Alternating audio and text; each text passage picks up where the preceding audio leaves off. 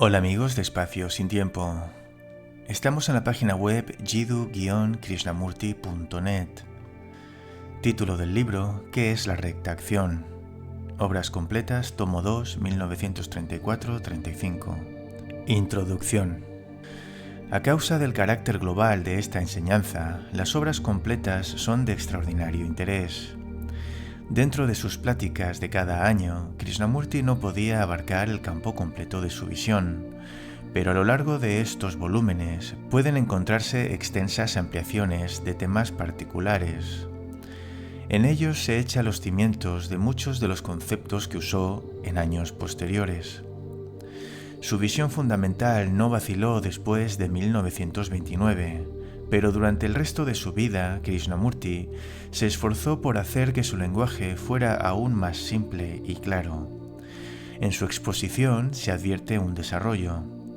Año tras año empleó con matices diferentes términos nuevos y nuevas maneras de abordar su enseñanza. Capítulo 1.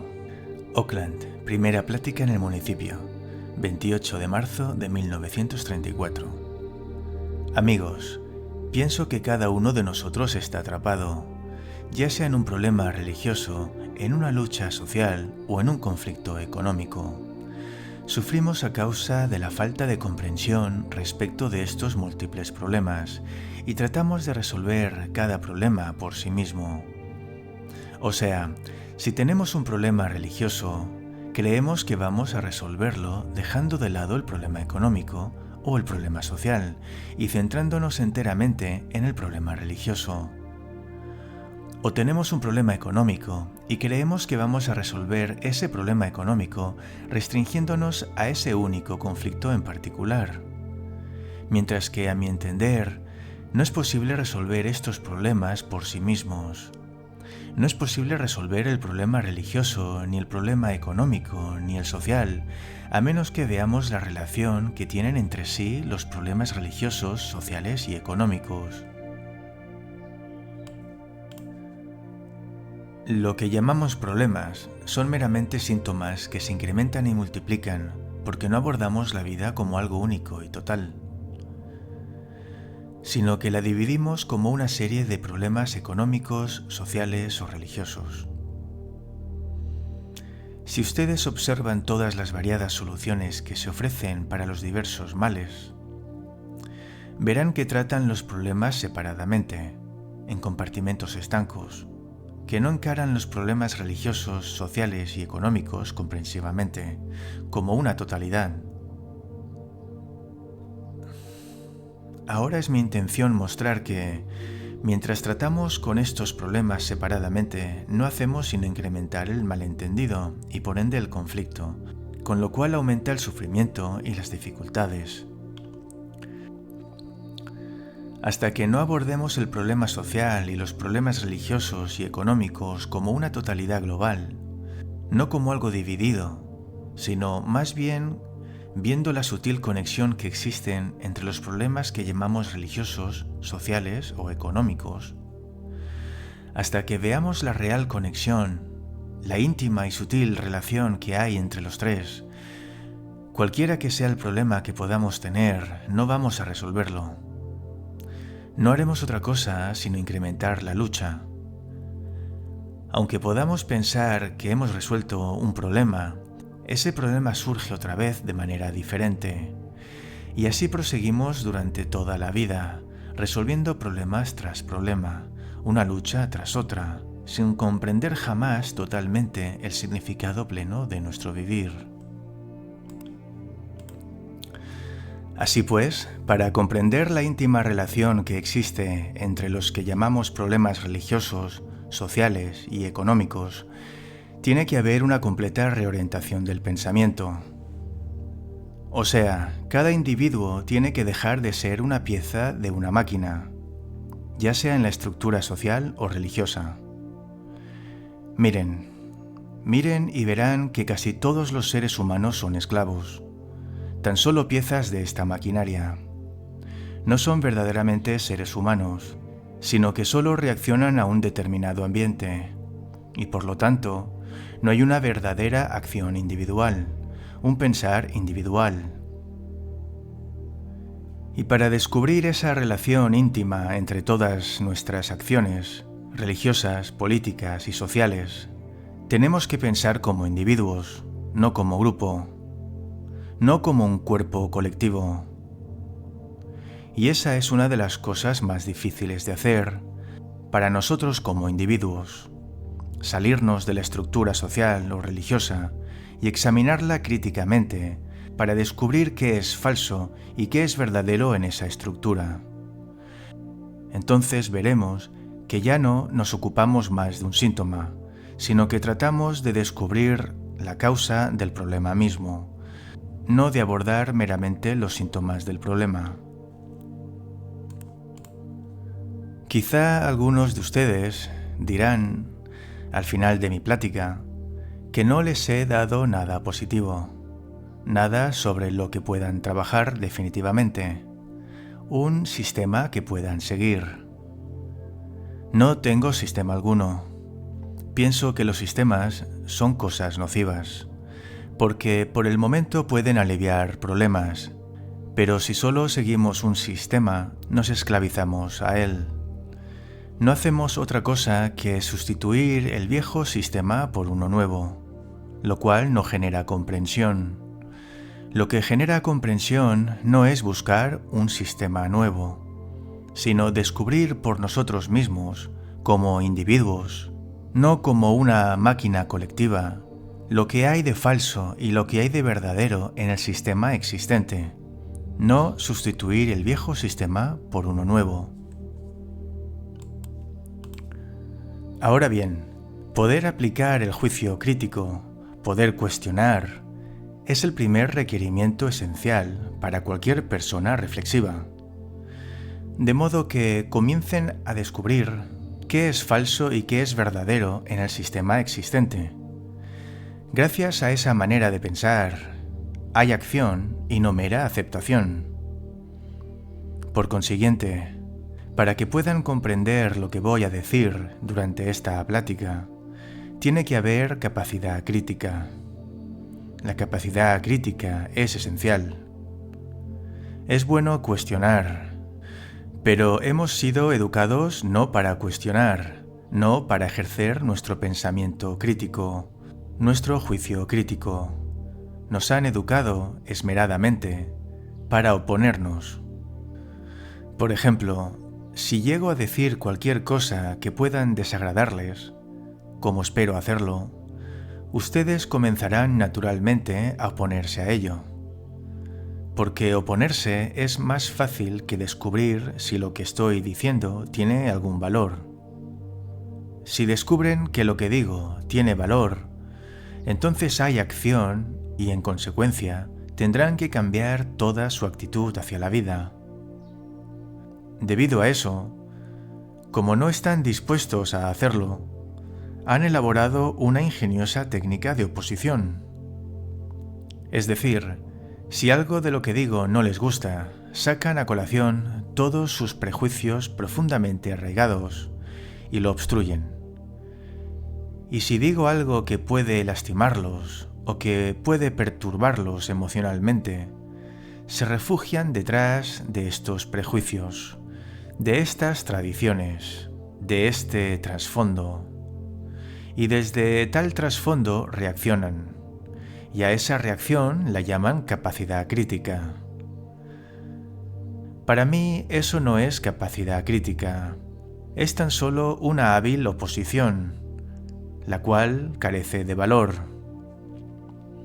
Ahora bien, si todos ustedes son cristianos, y presumiblemente son todos cristianos, puede que yo diga algo que tal vez no comprendan, y en lugar de tratar de descubrir lo que quiero comunicar, se ampararán a la defensiva detrás de las tradiciones, de los prejuicios inveterados, de las autoridades del orden establecido, y atacarán desde esa fortaleza. Para mí, eso no es capacidad crítica. Es un modo ingenioso de no actuar, de eludir la acción plena, completa. Si quieren comprender lo que voy a decir, les rogaría que fueran verdaderamente críticos, no ingeniosos en su oposición. Ser crítico exige una gran dosis de inteligencia. La capacidad crítica no es escepticismo ni aceptación. Las dos cosas serían igualmente tontas. Si ustedes se limitan a decir, bueno, soy escéptico con respecto a lo que usted dice, eso sería tan tonto como el mero aceptar. Mientras que el verdadero espíritu crítico consiste en no asignar valores, sino en tratar de descubrir los verdaderos valores. ¿No es así? Si asignan valores a las cosas, si la mente les confiere valores, entonces no están descubriendo el mérito intrínseco de las cosas. Y la mayoría de nuestras mentes están adiestradas para asignar valores. Tomemos, por ejemplo, el dinero. En abstracto, el dinero no tiene valor. Tiene el valor que nosotros le asignamos. Es decir, si anhelamos el poder que el dinero otorga, entonces usamos el dinero para adquirir poder. De modo que estamos asignando un valor a algo que intrínsecamente no lo tiene. De igual manera, si es que van a descubrir y comprender aquello de que voy a hablar, deben poseer esta capacidad crítica, la cual es realmente difícil si desean averiguar, descubrir, si no dicen, bueno, yo no quiero que me ataquen, me defiendo, tengo todo lo que deseo, estoy perfectamente satisfecho. Por lo tanto, una actitud así deja bastante pocas esperanzas, porque entonces están aquí solamente por curiosidad, y la mayoría probablemente viene por eso. Y lo que diré no tendrá significación para ustedes. Por lo tanto, dirán que es negativo, nada constructivo, nada positivo. Por favor, tengan presente entonces que esta tarde vamos a considerar todos juntos, a descubrir cuáles son las cosas falsas y cuáles las verdaderas, en las condiciones sociales y religiosas que hoy existen. Para hacer eso, tengan la bondad de no introducir continuamente sus prejuicios, ya sean cristianos o de cualquier otra secta, sino tengan más bien esta inteligente actitud crítica, no solo en relación con lo que voy a decir, sino con respecto a todo en la vida, lo cual implica cesar en la búsqueda de nuevos sistemas. No busquen un sistema nuevo que, una vez hallado, se pervertirá, se corromperá nuevamente. Al descubrir lo que es falso y lo que es verdadero en los sistemas sociales, religiosos y económicos, lo falso y lo verdadero que nosotros mismos hemos creado, al descubrir eso, evitaremos que nuestra mente y nuestros corazones crean ambientes falsos, en los cuales es probable que la mente quede otra vez atrapada. Casi todos ustedes buscan un nuevo sistema de pensamiento, un nuevo sistema económico, un nuevo sistema de filosofía religiosa. ¿Por qué buscan un nuevo sistema? Ustedes dicen, estoy insatisfecho con el viejo, o sea, si es que estás buscando. Ahora yo les digo, no busquen un nuevo sistema, examinen más bien el sistema mismo al que están adheridos, y entonces verán que no hay sistema de ninguna clase que pueda producir la inteligencia creativa que es esencial para la comprensión de Dios, la verdad o el nombre que quieran darle. Eso significa que no van a descubrir la realidad eterna siguiendo ningún sistema. Solo van a descubrirla cuando, como individuo, empiecen a comprender el sistema mismo que han elaborado durante siglos y descubran lo que es verdadero y lo que es falso en ese sistema. Así que, por favor, recuerden que no estoy ofreciendo un nuevo sistema de filosofía. Pienso que estos sistemas son jaulas para que la mente quede atrapada en ellas. No ayudan al hombre, no son sino obstáculos, son un medio de explotación. Mientras que, si como individuos comienzan a cuestionar, verán que en ese cuestionamiento crean conflicto.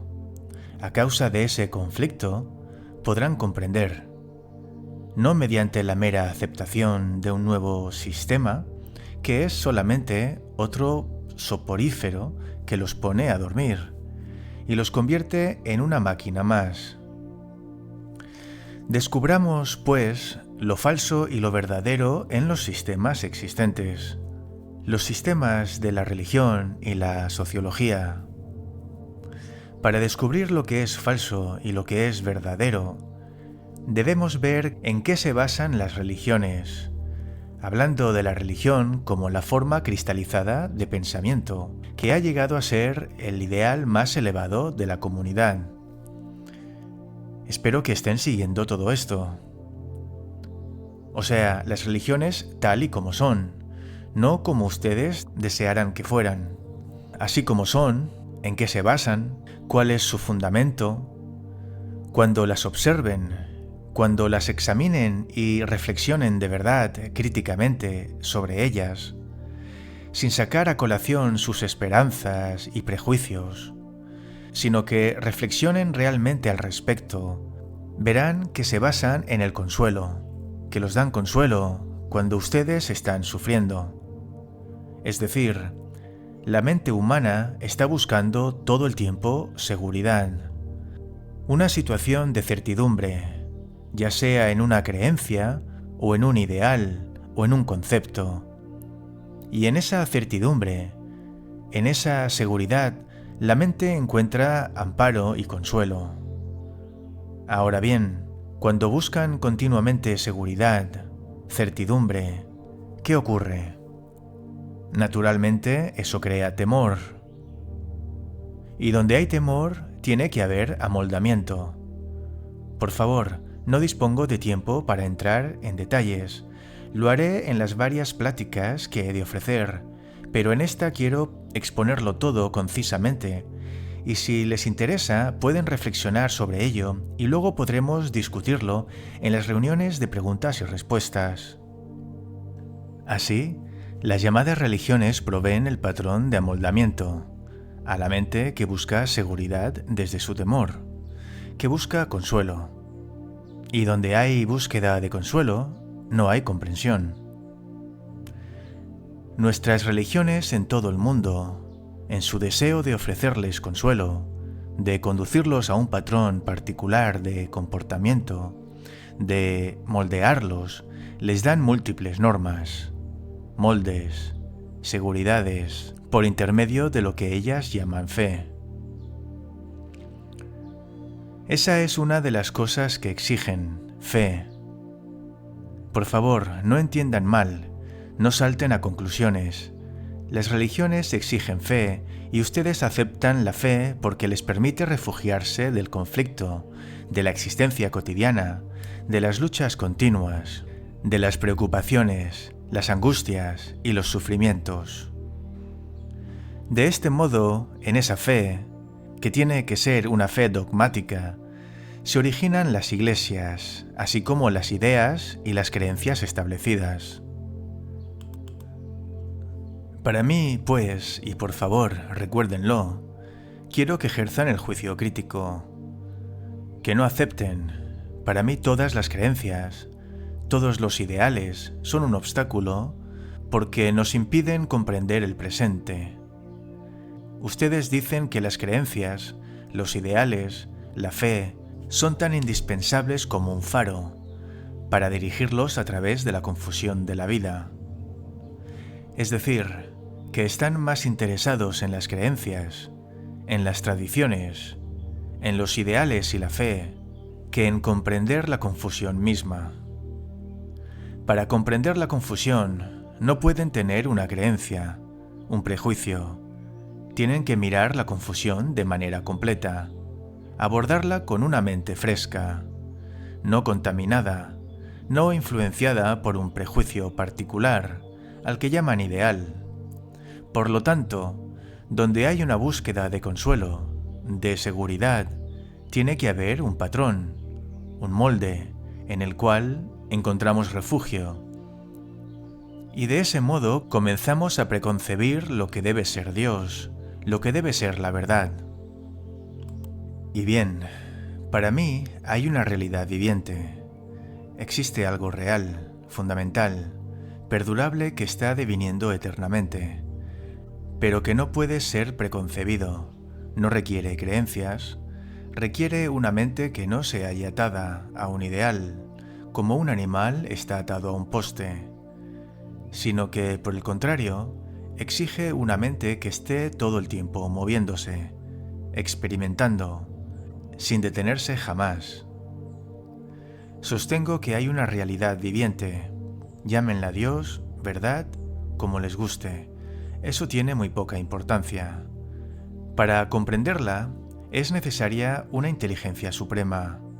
Por lo tanto, no puede haber ninguna clase de amoldamiento, sino más bien el cuestionamiento de esas cosas, ya sean falsas o verdaderas, en las cuales la mente se halla atrapada. Y ustedes verán que la mayoría de las personas, casi todas las que tienen una inclinación religiosa, están a la búsqueda de la verdad, y esa búsqueda misma indica que están escapando del conflicto del presente, o que se sienten insatisfechas de la actual condición. Por eso tratan de descubrir qué es lo real, es decir, abandonan la condición que da origen al conflicto y escapan tratando de averiguar qué es Dios, qué es la verdad. Por lo tanto, esa búsqueda es la negación de la verdad, porque están huyendo, hay escape, deseo de consuelo, de seguridad.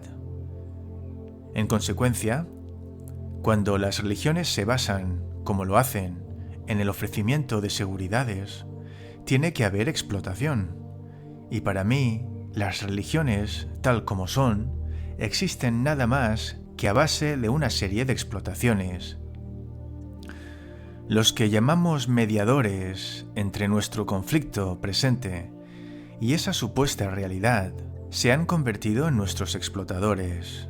Son los sacerdotes, los maestros, los instructores, los salvadores, porque yo digo que solo mediante la comprensión del conflicto presente, en todo lo que significa, con todos sus delicados matices, solo así pueden ustedes descubrir qué es lo real, y nadie puede guiarlos hacia ello. Si ambos, el que inquiere y el que enseña, supieran la verdad, entonces ambos podrían ir hacia ella.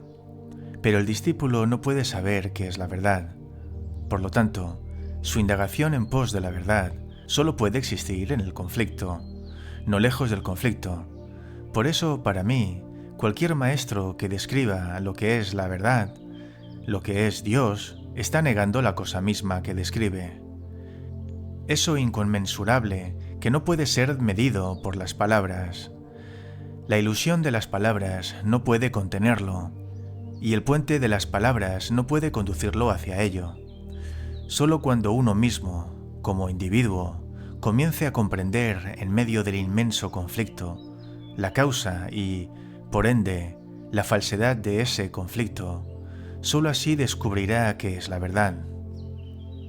En eso hay felicidad, felicidad eterna, inteligencia, pero no en esta cosa empuria llamada espiritualidad, lo cual no es sino un amoldamiento que la autoridad maneja por medio del temor. Yo digo que existe algo exquisitamente real, infinito, pero para descubrirlo el hombre no puede ser una máquina imitativa, y nuestras religiones no son más que eso. Además, nuestras religiones en todo el mundo mantienen separadas a la gente. O sea, ustedes con sus prejuicios particulares, llamándose a sí mismos hindúes, jamás pueden encontrarse. Las creencias los mantienen separados. Sus religiones los mantienen separados. Pero ustedes dicen, si tan solo los hindúes pudieran volverse cristianos, entonces tendríamos unidad. O los hindúes dicen, que todos aquellos se conviertan en hindúes. Aún entonces habría una división, porque la creencia necesita una división, una diferenciación. Debido a eso existen las explotaciones y la continua lucha de las diferencias de clases. Decimos que las religiones unifican. Al contrario, miren el mundo fraccionado en sectas pequeñas y estrechas, luchando unas con otras, para aumentar el número de sus miembros, sus riquezas, sus posiciones, sus autoridades, pensando cada una de ellas que es la verdad. Hay tan solo una verdad, pero no podemos llegar a ella por medio de ninguna secta, de ninguna religión. Para descubrir qué es verdadero y qué es falso en la religión, ustedes no pueden ser máquinas, no pueden aceptar las cosas tal y como son. Las aceptarían si están satisfechas con ellas, y en tal caso no me escucharían, y mi plática sería inútil. Pero si están insatisfechos, les ayudaré a cuestionar correctamente. Gracias al cuestionamiento, descubrirán qué es la verdad, y en ese descubrimiento de lo verdadero, sabrán cómo vivir ricamente, completamente, extáticamente. No con esta constante lucha, batallando contra todo para la propia seguridad, a la cual llaman virtud. Por otra parte, este miedo que se origina en la búsqueda de seguridad, este miedo procura ampararse en la sociedad. La sociedad no es otra cosa que la expresión del individuo multiplicado por millares. Después de todo, la sociedad no es algo misterioso. Es lo mismo que somos nosotros. Está continuamente presionando, controlando, dominando, deformando. La sociedad es la expresión del individuo. Esta sociedad ofrece seguridades mediante la tradición, a las que llamamos opinión pública. O sea, la opinión pública dice que poseer la prosperidad es perfectamente ético, moral, que nos proporciona distinción en este mundo, que nos confiere honores. Poseyendo, uno es una gran persona. Eso es lo que se acepta tradicionalmente.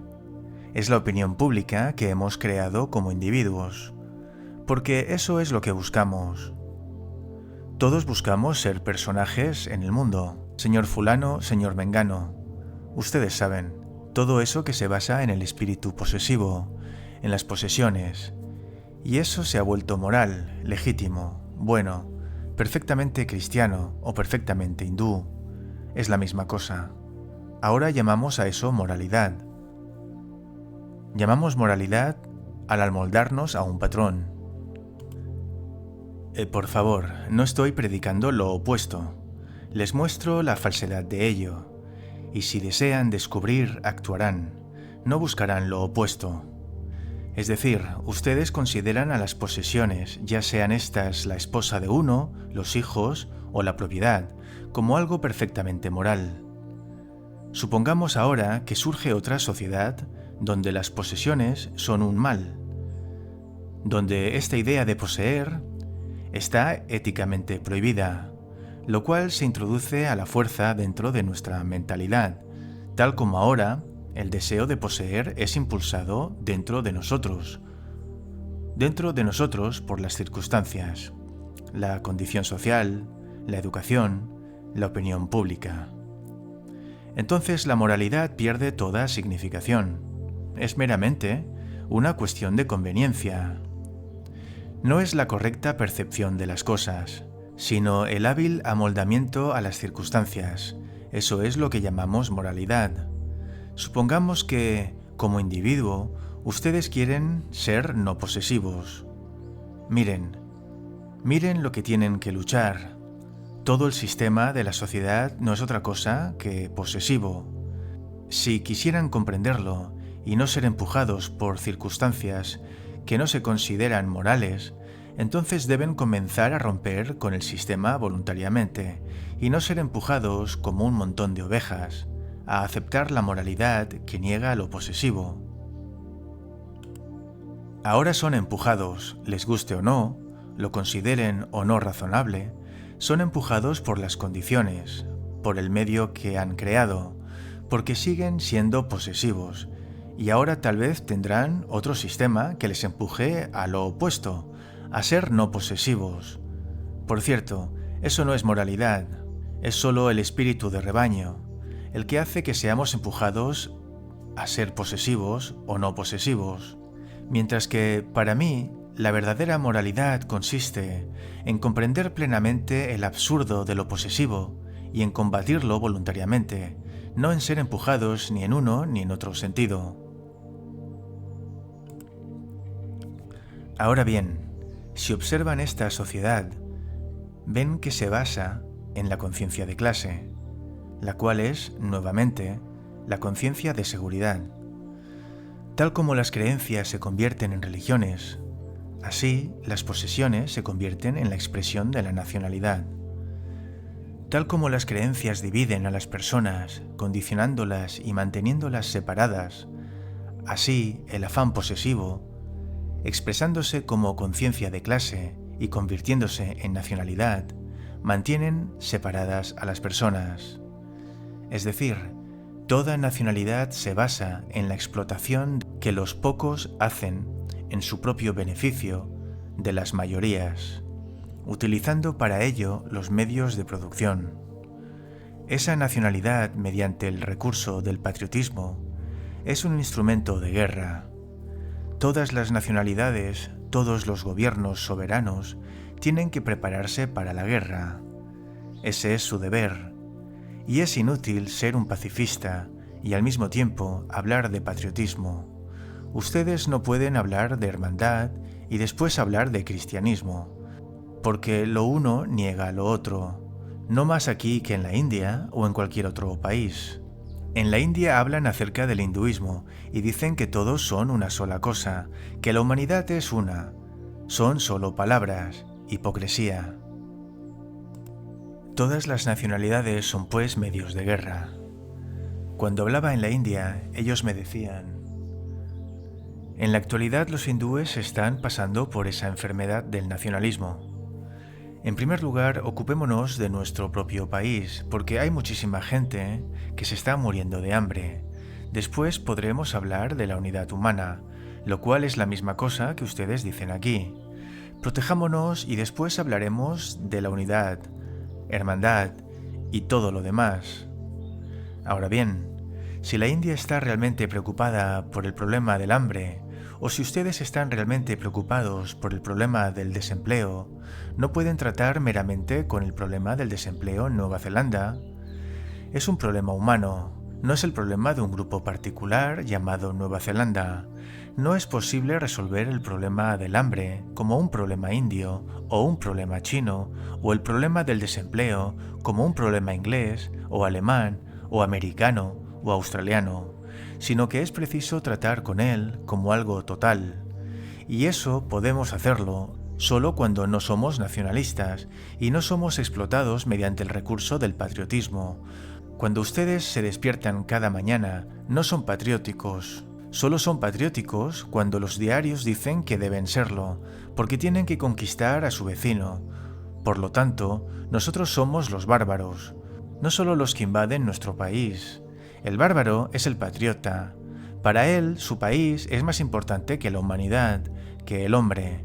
Y yo digo que ustedes no resolverán sus problemas, los problemas económicos y de nacionalidad, en tanto sean neozelandeses. Los resolverán solo cuando sean verdaderos seres humanos, humanos libres de todos los prejuicios nacionalistas, cuando ya no sean posesivos y sus mentes no estén divididas por las creencias. Entonces podrá haber verdadera unidad humana, y de ese modo desaparecerán los problemas del hambre, del desempleo y la guerra, porque considerarán a la humanidad como algo total, no como un grupo particular de personas que quieren explotar a otro grupo. Ustedes ven, pues, qué es lo que está dividiendo a los hombres, qué está destruyendo la verdadera gloria del vivir. Solo en ella puede encontrarse esa realidad viviente, esa inmortalidad, ese éxtasis. Pero para encontrar eso, tenemos que ser ante todo individuos. Eso significa que debemos empezar a comprender y, por lo tanto, a actuar para descubrir qué hay de falso en el sistema existente. De ese modo, formaremos como individuos un núcleo. No es posible cambiar a la masa. ¿Qué es la masa? Somos nosotros mismos multiplicados. Esperamos que la masa actúe, que por algún milagro haya un cambio completo de la noche a la mañana. Esperamos eso porque no queremos pensar, no queremos actuar. En tanto exista esta actitud de espera, habrá una lucha cada vez mayor, habrá más y más sufrimiento, falta de comprensión. La vida se convierte en una tragedia, en una cosa sin valor. Mientras que si ustedes como individuos actúan voluntariamente, porque desean comprender y descubrir, entonces se volverán responsables, no meros reformadores. Habrá un cambio completo, un cambio no basado en el afán posesivo, en las discriminaciones, sino en una verdadera humanidad, una humanidad en la que existirán el afecto, la atención por los demás y por ende un éxtasis de vivir.